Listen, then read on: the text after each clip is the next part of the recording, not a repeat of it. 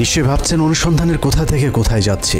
আসলে এত কিছু বলার কারণ, যাকে নিয়ে অনুসন্ধানের শুরু করেছে সেই আসিফ নজরুলের আসল পরিচয় খুঁজে বের করতেই এত কিছু বলা হচ্ছে।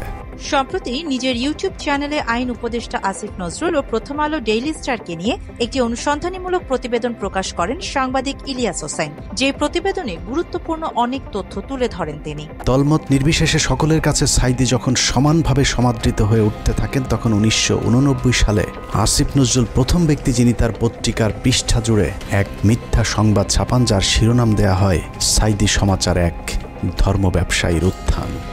তার এই প্রতিবেদন প্রকাশের পর থেকেই চারদিকে ব্যাপক আলোচনার সৃষ্টি হয়। তবে ইলিয়াস হোসাইনের তথ্যকে ভুল প্রমাণ করতে এক শ্রেণীর সুবিধাবাদীরা কারো ইশারায় সামাজিক যোগাযোগ মাধ্যমে মিথ্যা বক্তব্য প্রচার করতে থাকেন। আমেরিকান প্রবাসী শাহেদ আলম তাদের মধ্যে অন্যতম। আমি বললাম যে তোমার কি মনে হয় জামাত এবং বিএনপি যদি নির্বাচন হয় তুমি কাকে ভোট দিবা, কার জন্য কাজ করবা বলে মনে হয়?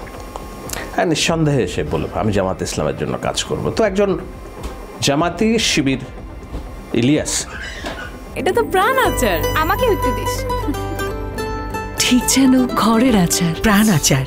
সম্প্রতি ইলিয়াস হোসাইনকে নিয়ে ভিত্তিহীন বক্তব্য দেয়াই শুধু নয়, বিভিন্ন সময়ে নিজের সুবিধা অনুযায়ী ভোল পাল্টানো যেন জন্মগত অভ্যাস শাহেদ আলমের। অনেক সময় নিজেকে বিএনপি মনা ঘোষণা করলেও দলটির ভারপ্রাপ্ত চেয়ারম্যান স্বয়ং তারেক রহমানের নামটা পর্যন্ত ভুলে যান তিনি। আমরা জানি একজন যিনি চেয়ারপারসন তিনি জেলে আছেন, ভারপ্রাপ্ত যিনি চেয়ারপারসন কিংবা উনি কি মহাসচিব নাকি লন্ডনে যিনি আছেন? না, উনি এখন ভারপ্রাপ্ত চেয়ারপারসন। এছাড়া বিএনপি জামায়াত এবং 20 দলীয় জোটের পক্ষে কথা বলা ভুল ছিল এমনটা উল্লেখ করে 2018 সালে জাতীয় নির্বাচনের পর শাহেদ আলম শেখ হাসিনার প্রতি কুর্নিশ করে জানান, শেখ হাসিনা এক ও অদ্বিতীয়।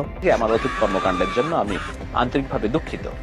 সেই সাথে আমি এটাও বলতে চাই যে স্বীকার করতে চাই, একেবারে মাথা নিচু করে কুর্নিশ করে আমি স্বীকার করতে চাই, বাংলাদেশের রাজনীতিতে শেখ হাসিনা এক এবং অদ্বিতীয়। বাংলাদেশের অন্যতম জনপ্রিয় রাজনৈতিক দল জামায়াতে ইসলামের অস্তিত্ব নিয়েও প্রশ্ন ছুড়ে দেন সুবিধাবাদী শাহেদ আলম। এর বাইরে জামাতে ইসলাম এককভাবে কিংবা দলগতভাবেও রাজনীতি করে কোনোদিন কোথাও বাংলাদেশের রাজনীতিতে খুব বেশি ভালো অবস্থান করতে পারেনি। এমনকি সাম্প্রদায়িক উগ্রগোষ্ঠী হিন্দু সংগঠন ইসকন এবং মুসলিমদের তাবলিগ জামায়াত নাকি একই ধরনের কার্যক্রম পরিচালনা করে, এমনটাও বলেছেন শাহেদ আলম। অথচ চট্টগ্রামে মুসলিমদের ব্যবসায়িক প্রতিষ্ঠানের উপর হামলা, আইনজীবী সাইফুল ইসলামকে হত্যা, এমনকি সাম্প্রদায়িক উগ্রগোষ্ঠী হিন্দু সংগঠন ইসকন এবং মুসলিমদের তাবলিগ জামায়াত নাকি একই ধরনের কার্যক্রম পরিচালনা করে, এমনটাও বলেছেন শাহেদ আলম। অথচ চট্টগ্রামে মুসলিমদের ব্যবসায়িক প্রতিষ্ঠানের উপর হামলা, আইনজীবী সাইফুল ইসলামকে হত্যা, সবকিছুর সঙ্গেই জড়িত ইসকন। অখণ্ড ভারত রচয়িতার কট্টর ষড়যন্ত্রকারীও ইসকন। তাবলিগ জামায়াত এমন কোন ঘৃণিত অপরাধের সঙ্গে জড়িত ছিল না কখনোই। তবে শাহেদ আলম ইসকন আর তাবলিগ জামায়াতকে মিলিয়েছেন একই বিন্দুতে। ইসলামে আমাদের যেমন একদল আছে ইসলাম প্রচারের জন্য রাস্তায় এবং মসজিদে ঘুরে বেড়ায়, এই দলটির নাম হচ্ছে তাবলিগ জামায়াত। ইসকন হচ্ছে হিন্দু ধর্মের একটি তাবলিগ জামায়াতের মতো বড় জোর। ইসকনের গুণকীর্তন গাওয়ার পাশাপাশি ইসলাম ধর্ম ও মসজিদ নিয়েও বিভিন্ন সময় বিতর্কিত মন্তব্য করেছেন শাহেদ আলম। ইহুদি এবং হচ্ছে এটাকে কি বলে বৌদ্ধ ধর্ম, মুসলিম ধর্ম তো সবার আগে এসেছে। আপনারা নিশ্চয়ই কেউ বলবেন যে আপনি এই বিষয়টা এড়িয়ে যাচ্ছেন কিনা, কিন্তু ইতিহাস যেটা বলে যে মুসলিম ধর্মের এসেছে কয়েকটি ধর্মের ধাপ পার হয়ে, ইহুদি ধর্ম, খ্রিস্ট ধর্ম, এরপরে মুসলিম ধর্ম।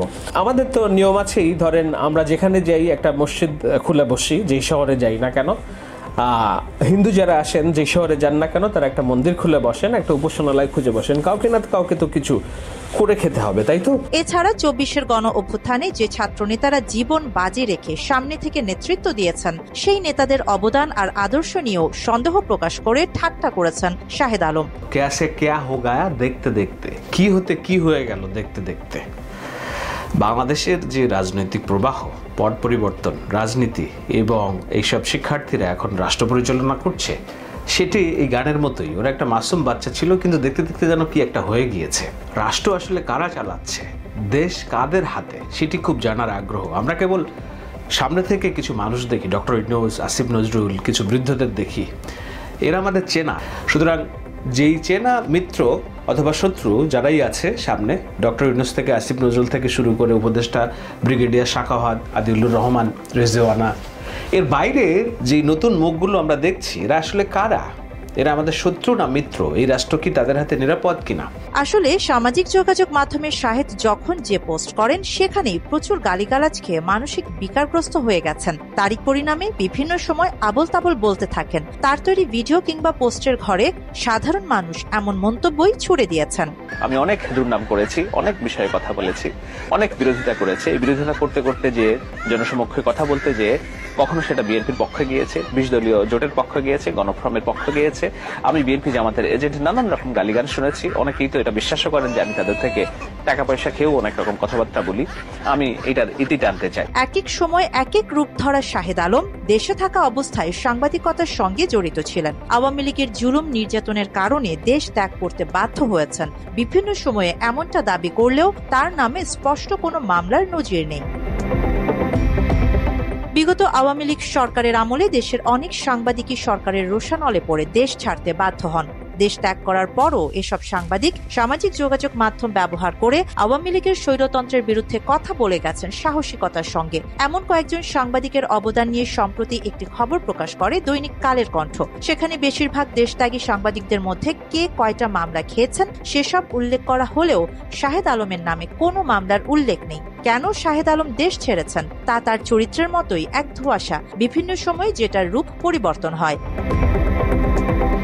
ব্যক্তিগত কারণে দেশ ছাড়লেও জুলুম নির্যাতনের কারণে প্রবাস জীবন বেছে নিয়েছেন। বিভিন্ন সময় এমন মিথ্যাচার করে যাচ্ছেন শাহেদ। সাধারণ মানুষ বিকারগ্রস্ত শাহেদের এসব মিথ্যাচারের নিস্তার দাবি করেছেন। আরিবা জাহান, বাংলা এডিশন।